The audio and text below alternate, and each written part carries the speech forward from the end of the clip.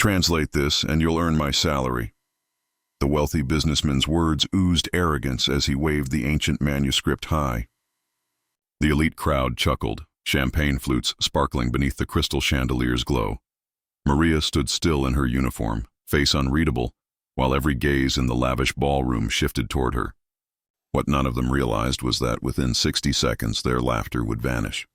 Their certainty would collapse, and the servant they overlooked would leave them in stunned silence. It began like yet another cruel spectacle. Richard Blackwood, heir to a vast shipping fortune, had stumbled upon the mysterious manuscript in his grandfather's estate, filled with symbols no translator had managed to decode. Professors and language experts had wrestled with it for months. So, when Maria walked in to refill wine glasses during his dinner, Richard spotted an opportunity for amusement. "Let's make this interesting," he announced to his guests, a wide, cruel grin across his face. "Our help here looks educated." "Maria, isn't it?" She gave a slight nod, her jaw tense. "I'll strike a deal with you. Translate this manuscript and you'll get my full yearly salary, $1 million. The room burst into laughter.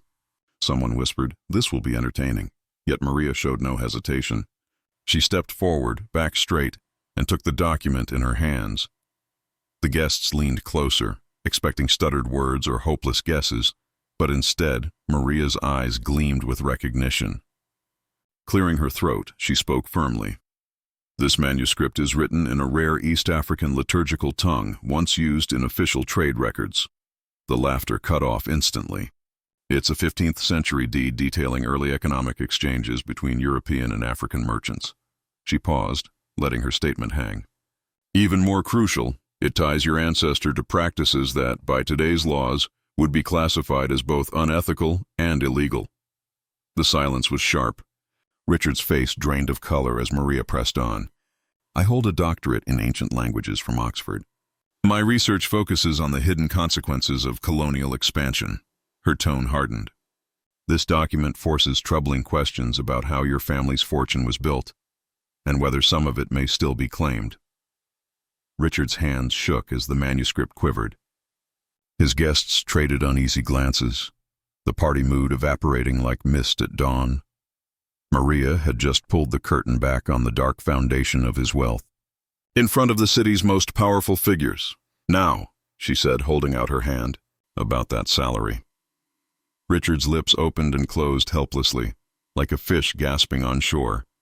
The woman he tried to disgrace had cornered him with knowledge strong enough to ruin both his reputation and his legal standing.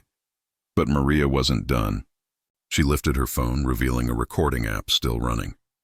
"I consider verbal agreements binding, especially with witnesses." The guests shifted uncomfortably, realizing they had just watched a moment that could make headlines. By the next morning, Richard had quietly wired the full amount to Maria's account. The event never hit newspapers, but the tale spread through academia. Maria used the million to advance her work, recovering stolen artifacts and aiding communities scarred by colonial exploitation. As for Richard, he discovered that true power doesn't lie in inherited riches or high society. It rests in knowledge, in dignity, and in the courage to confront injustice. And sometimes, the most dangerous person in the room is the very one you dismiss. If this story resonated, tap that like button and drop a karma in the comments below.